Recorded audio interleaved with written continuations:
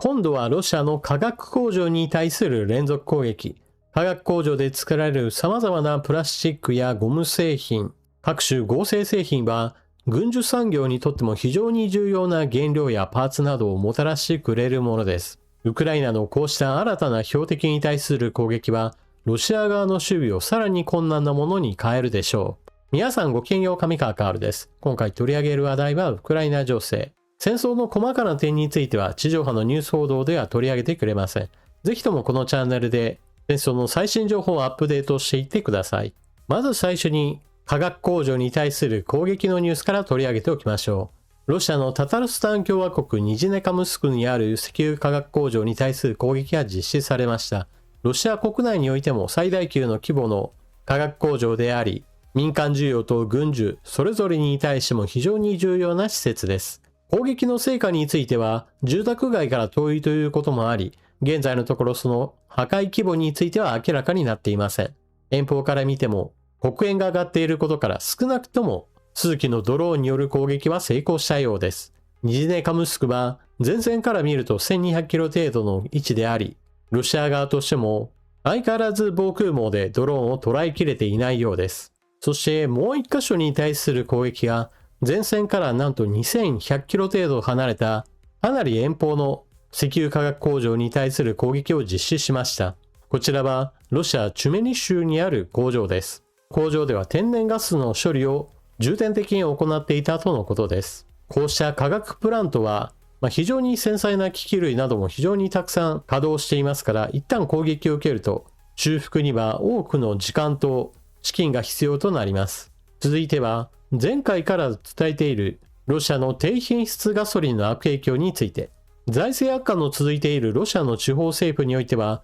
燃料代も非常に高騰しており、標準的なガソリンを手に入れることが難しくなっている自治体もあります。そのためまとまった燃料を購入する際に低品質のガソリンを選ばざるを得なかった自治体もあります。前回の動画においてはそうした低品質ガソリンを購入した自治体においてゴミ収集車が連続的に故障を発生させ、街中のゴミ収集が一旦止まってしまったというニュースについて取り上げました。その後、一般顧客においてもその被害は少しずつ進行しているようです。ロシア国内において低品質ガソリンは広く販売はされていますが、まだまだ一般的なガソリンと混ぜられた状態であり、必ずしも全ての車両に故障が発生しているわけではありません。ただし、その低品質ガソリンの割合が高い地域においては、早くもガソリンの不調を訴える故障率といったものが上がっているようです。では、低品質ガソリンといっても何が問題か。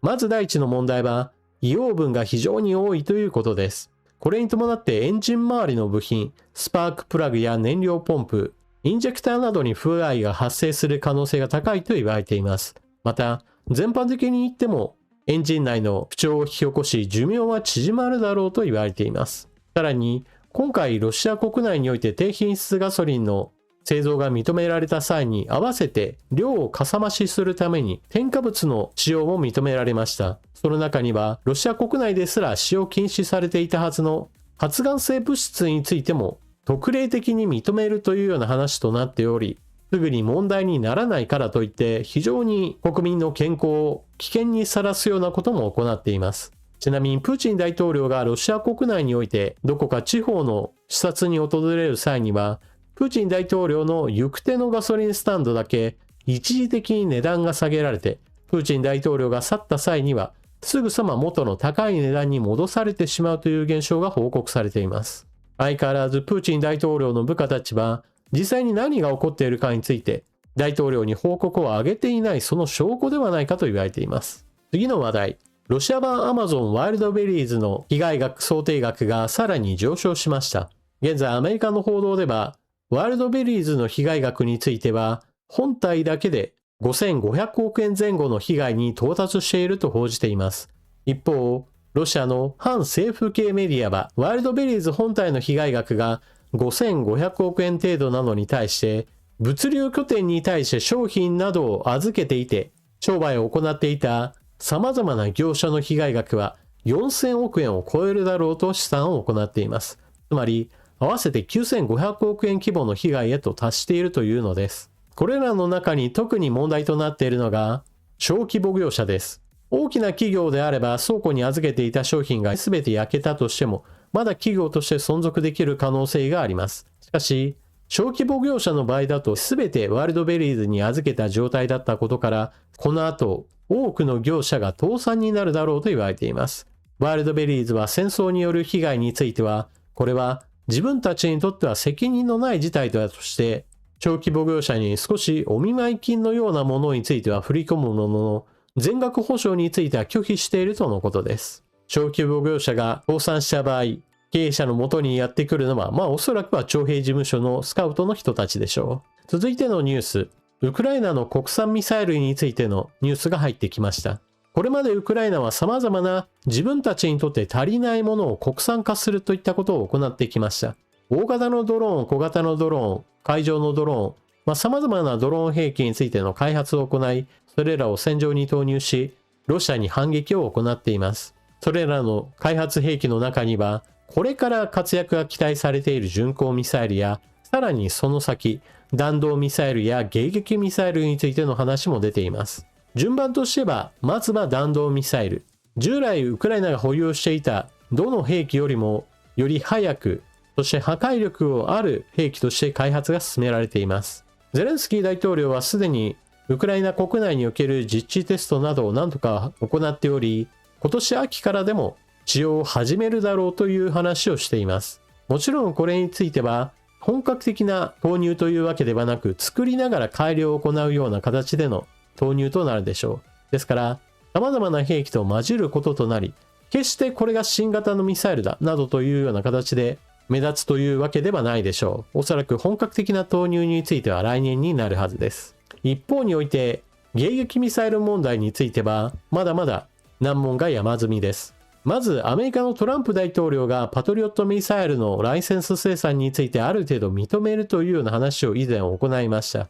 かし、メーカーやもしくは行政からは、様々な技術移転やもしくは開示について問題があり、アメリカ政府、ウクライナ政府、この両国間における正式な契約にはまだまだ話し合いが必要であるとしています。その後トランプ大統領自身もちょっと難しいだろうなと自分自身が認めるという話をしていたことを棚上げするようなことも発言しています。そうしたこともあってウクライナとしてはヨーロッパメーカーとの迎撃ミサイルの開発を行うようです。これについては2027年からのテスト開始とのことで今年中の活躍というのはちょっと見られないでしょう。ただし迎撃ミサイルとして実際に使用できるようになるとすれば2027年でも実は早い方です。こうした迎撃用のミサイルについては従来対空ミサイルを作っている国であったとしてもいきなりすぐにできるようなものではありません。ウクライナの場合だとドイツ、フランス、イタリアなどヨーロッパの主要な兵器メーカーとの共同開発ですから、ある程度技術的には裏付けがあるものの、それらを全て統合するような技術開発がうまくできるかどうか、ここからはかなり困難な道のりとなるでしょう。次に意外なところからウクライナに対する軍事支援が行われるだろうと報道がされています。それはトルコから多連装ロケットシステムやその弾薬、さらには大量のクラスター砲弾などについて供与されるだろうというニュースが入っています。これに関しては、もともとはアメリカ製の多連装ロケットシステムということもあり、アメリカの議会がこれを認めるだろうという報道となっています。アメリカの議会においてはこうしたウクライナ支援に猛反対するというような勢力は今のところありません。トランプ大統領が軍事支援を行わないとしていたのに対して、議会については上院、下院についてどちらについてもウクライナに対しては支援を行うべきだという意見の方が強くなっています。基本的にはトランプ大統領の意向に従う共和党ですが、それでもロシアに対する制裁案などについては賛成しており、今回のトルコからウクライナに対する兵器弾薬供与についても、これを許可する見込みだと考えられています。ただ、弾数としては、ATACMS については70発ということもあり、おそらくは1ヶ月程度で使い切るでしょう。ですからどちらかというとミサイルシステムの方が発射装置として残り、今後ドイツで生産される ATACMS ミサイルを購入した際に発射装置としての価値が上昇するものとみられます。またクラスター弾頭の砲弾については4万7000発とまとまった数であり、これは前線地域における支援砲撃にかなり力添えをすることができるでしょう。なお、クラスター弾頭については、ロシア、ウクライナ両国ともこの禁止条約については加盟していません。ですから、戦場において使う分についてはどちらも条約違反の兵器というわけではありません。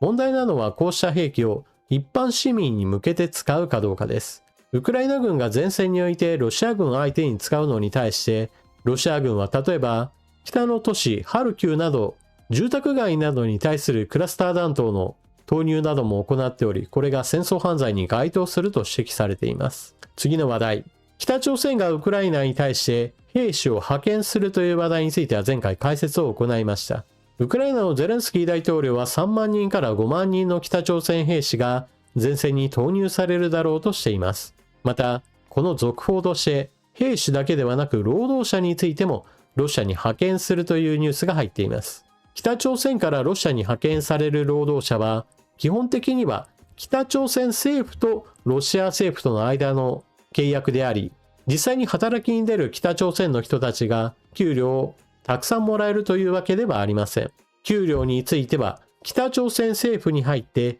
そこからかなりの量を中抜きされた上で働いている人たちに給料が渡されます。しかし、たとえそのようにして多くを国に取り上げられたとしても、北朝鮮の人たちにとってはかなり好評だそうです。というのも、北朝鮮国内に留まっている場合においては、場合によっては飢饉などが発生した際には多くの人たちが苦しむということもあり、それに比べれば海外に出た人たちは監視下ではあるものの少なくとも衣食住には困らない生活が保障されているからです。現在のところ北朝鮮の労働者は縫製工場や軍需工場、その他一般の工場などでの労働者として期待されているそうです。縫製工場の働き手としてはこれまでも何度も実績があり、派遣先のモンゴルなどでは、基本的には歓迎されていたようです。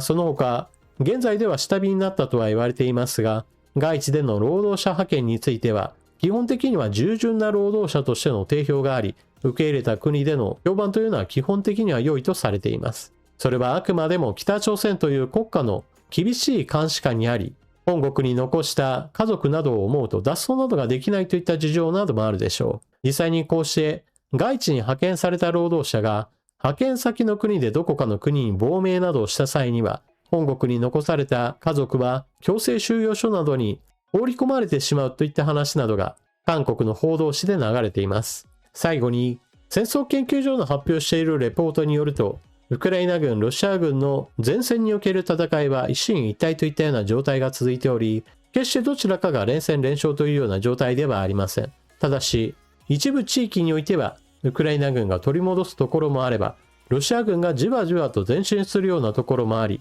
全体の傾向としては相変わらず膠着状態といっても良い状態です。しかし、ロシア国内で起こっている様々な出来事は、少なくとも全てが良い方向に向かっているわけではなく、むしろ全てが悪い方向に向かっているようにしか見えません。その歩みというものは決して劇的なものというわけではありませんが、着実に状況が変化していることは明らかでしょう。少なくとも2022年、本格的な侵攻が始まった時のように、ロシア軍がウクライナ軍を数日で全滅することができるみたいな話は、全くの嘘でたらめであるということが現在もなお証明され続けています。しかし、ロシア国内での報道は全く異なるものです。例えば、ロシアの大手報道機関タス通信によると、ロシア軍はウクライナ軍に対して死傷者250万の被害を与えることができていると報じています。これなどは、ウクライナ全軍を数回は全員死傷させるレベルというようなものすごい数であり、全く口頭無形なものです。しかし、ロシア国内ではこうしたウクライナ軍を何度も全滅させたんだというちょっと意味不明な報道といったものが何度か見られます。あまりにも戦果を大げさに見積もりすぎていて、毎年のようにウクライナ軍を全滅させないと気が済まないのかもしれません。もしも現実にそのようなことが起こっていれば、とっくにウクライナは首都も占領され、ウクライナという国は滅亡していたでしょう。というわけで今回の動画はここまで。最後までご視聴いただきありがとうございました。チャンネル登録していない方はぜひともこの機会にチャンネル登録よろしくお願いします。このチャンネルでは一般的に公開されている情報をもとにして皆さんにニュースをお伝えしています。しかし、一般的に公開されている情報であったとしても、今回最後にお伝えしたように、あからさまに嘘でたらめ、全く事実と異なることが明らかというような情報も紛れており、そのようなものについてはちゃんと、これは明らかにおかしいぞという話などについてもしていこうと思います。今回の動画を見て、